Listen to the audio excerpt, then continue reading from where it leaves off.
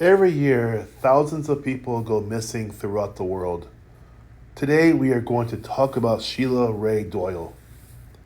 Sheila Doyle went missing on June 15th, 2020, at around 1 p.m.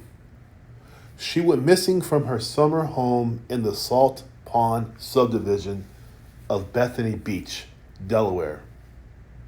Now, she was supposed to return home to Fairfax, Virginia the next day, but she never arrived. Her vehicle was found in a park in Alexandria, Virginia on the same day. Investigators believe she was harmed by her 35-year-old son, Brian Doyle, who was the last person to have seen her. He was found unalive 2 days after his mother's disappearance, but the cause and location of his being unalive has not been revealed by the investigators.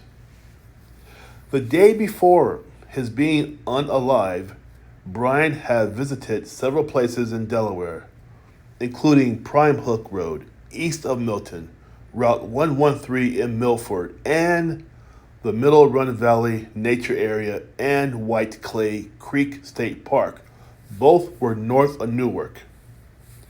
An 8 by 10 foot rug is missing from Sheila Bethany's beach residence, and investigators are trying to locate it. This rug has a white pattern of leaves and stems.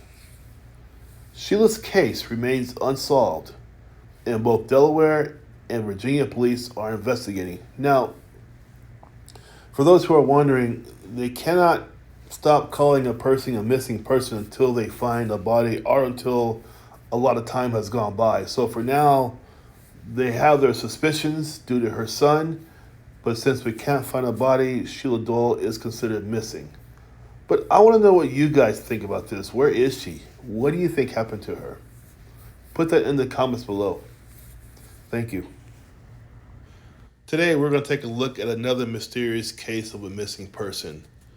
This is Janet Renee Field, also known as Renee.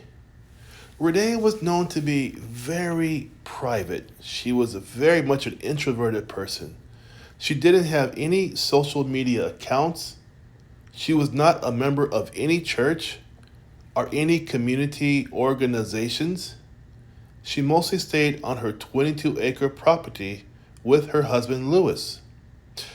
But Janet did do one thing on a regular basis. She always kept in contact with her family, especially her parents, at least once a week.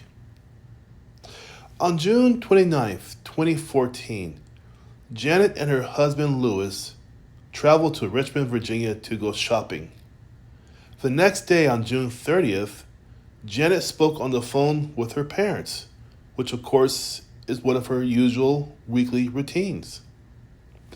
The phone call with her parents, as well as the trip to Richmond, have both been confirmed by cell phone and financial records.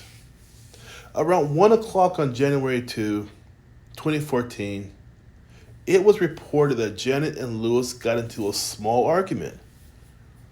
After the argument, Janet got into her burgundy 2010 Subaru Forester, Virginia registration, Whiskey November Papa, WNP 2591, and she left the couple's home. That evening, when Janet did not return, Lewis called her parents to inquire if she had driven to their house. When he learned she was not there, he called the Fluvanna County Sheriff's Department the next day to report her missing. On July 4th, 2 days later, Janet's car was located in Zion Crossworks, Virginia at the Park and Ride, which is nearly 20 miles away from her home. Inside the car, they found car keys, cell phone, and purse, but they couldn't find any money or credit cards. Authorities initially thought testing the car for any DNA evidence would be good, but they reasoned that her and Lewis's DNA would be all over the car. So they said, we're not going to test at this time. Authorities quickly sprung into action. After learning about Janet's argument with Lewis, as well as her private, quiet lifestyle, they searched throughout the area where Janet's car was found. They even used cadaver dogs and bloodhounds. They even searched her house thoroughly, but nothing was ever found. As for Lewis, her husband, he was given a polygraph examination. The results showed indicators of deception.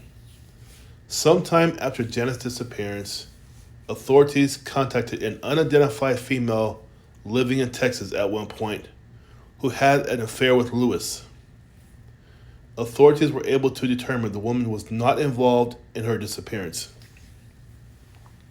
Today, it has been more than 8 years since her disappearance, and she remains listed as a missing person with the Fluvanna County Sheriff's Department.